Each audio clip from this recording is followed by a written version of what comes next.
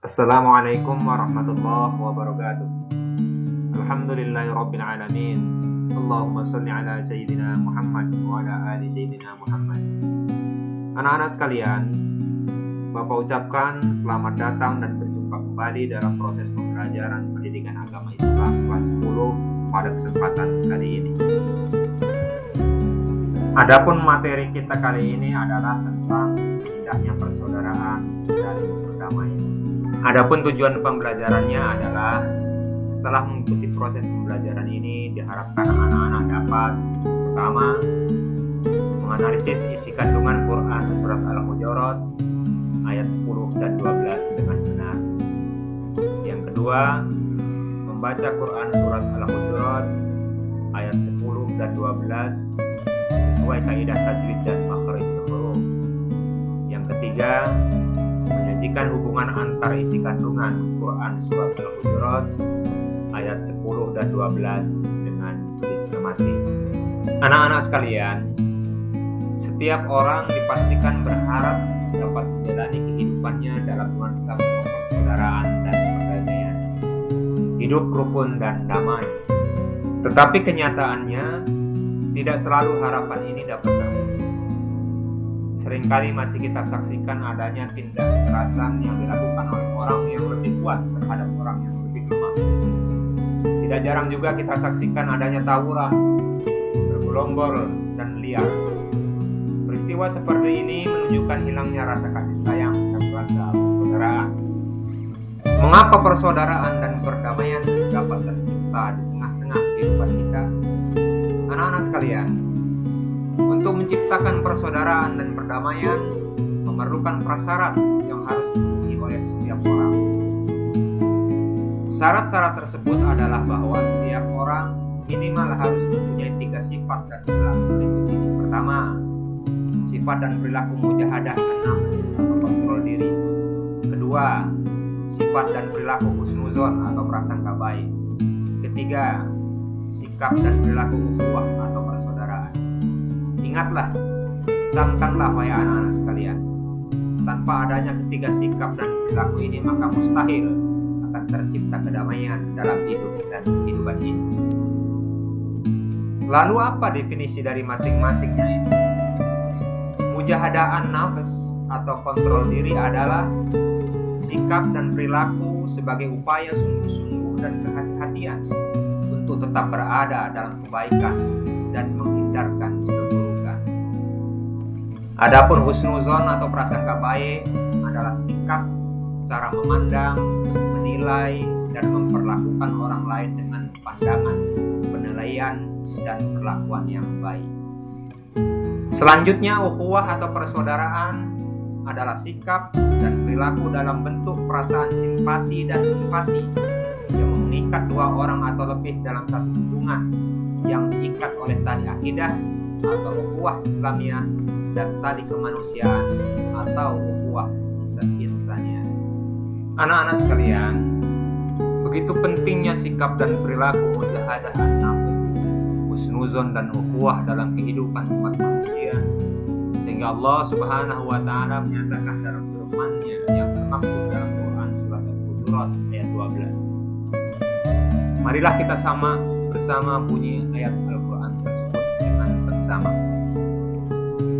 A'udzu billahi minasy syaithanir rajim. Bismillahirrahmanirrahim. Ya ayyuhalladzina amanu ijtanibu katsiran minadh-dhann inna ba'dadh-dhanni ismun wa la tajassasu wa la yaghtab ba'dukum ba'dhan ayuhibbu ahadukum an ya'kula lahma akhihi maytan fakarihtum wattaqullaha innallaha tawwabur rahim. Artinya, wahai orang-orang yang beriman, jauhilah banyak dari prasangka. Sesungguhnya sebagian prasangka itu dosa. Dan janganlah kamu mencari-cari kesalahan orang lain. Dan janganlah ada di antara kamu yang menggunjing sebagian yang lain. Apakah ada di antara kamu yang suka memakan daging saudaramu yang sudah mati?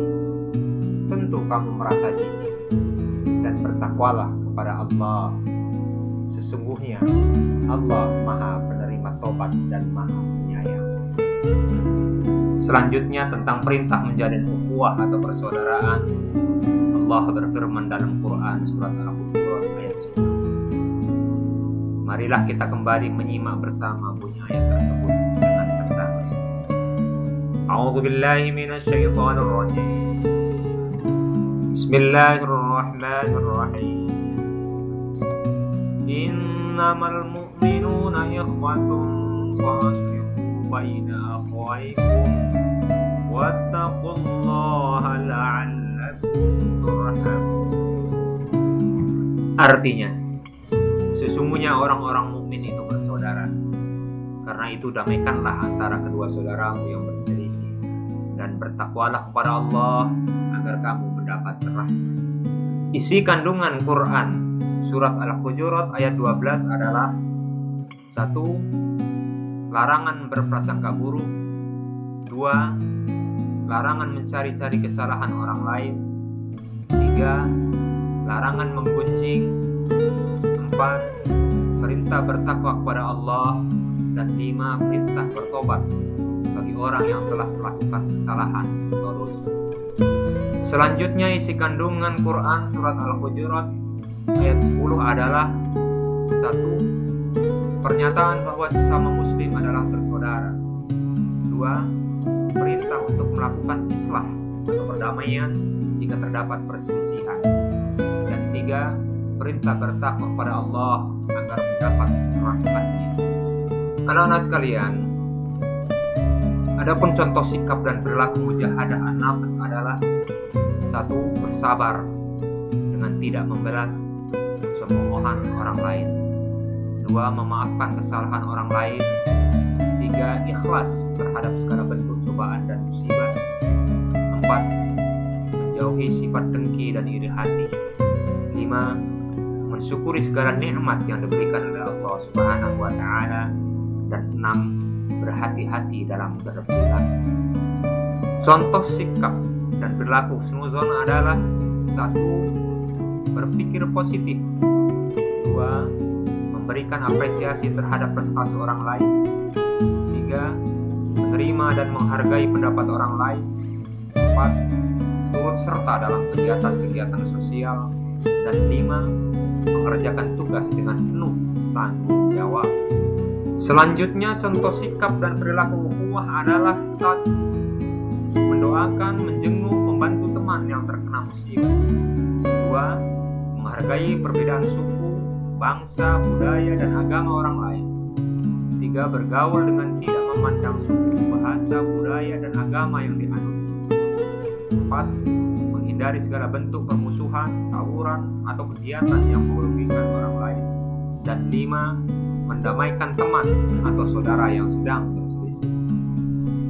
Hikmah yang terkandung dalam sikap dan perilaku mujahadah an-nafs antara lain adalah 1. Memunculkan sikap kehati-hatian dalam berperilaku. 2. Memunculkan sikap dan keinginan untuk berbuat yang terbaik. Sedangkan hikmah yang terkandung dalam sikap dan perilaku husnuzon antara lain adalah 1. Menumbuhkan perasaan cinta dan syukur kepada Allah.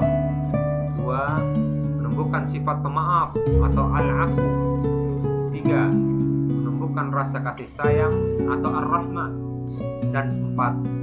Menumbuhkan rasa islah atau cinta damai. Selanjutnya, adapun hikmah yang terkandung dalam sikap dan perilaku ukhuwah antara lain adalah 1. Mendapat kemuliaan dan perlindungan Allah Subhanahu wa Ta'ala. 2. Munculnya hubungan kasih sayang, tolong-menolong yang disertai perasaan senasib. 3. Munculnya persatuan dan kesatuan. 4. Terhindar dari perpecahan. 5. Tercipta kehidupan yang harmonis, aman, damai, dan tentram. Dan yang keenam, tergalang kekuatan yang lebih kokoh.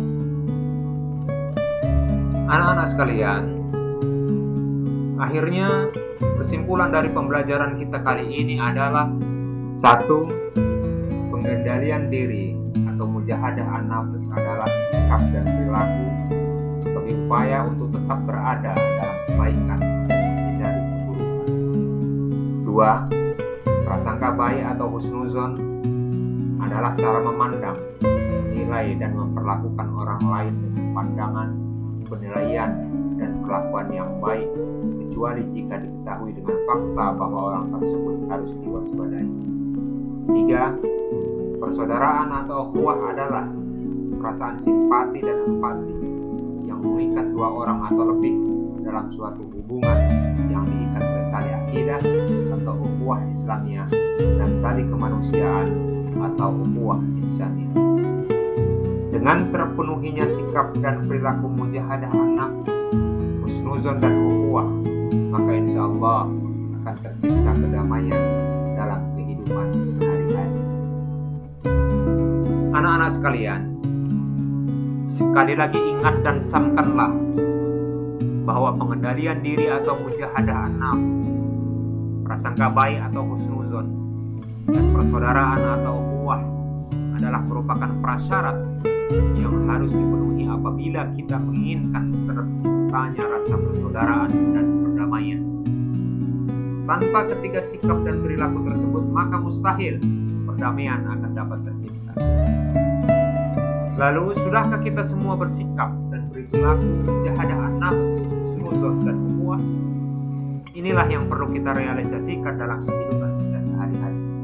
Semoga Allah Subhanahu wa taala merahmati kita semua. Amin. Amin ya rabbal alamin. Terima kasih. Sampai jumpa kembali di pertemuan pembelajaran berikutnya. Mohon maaf. Assalamualaikum warahmatullahi wabarakatuh.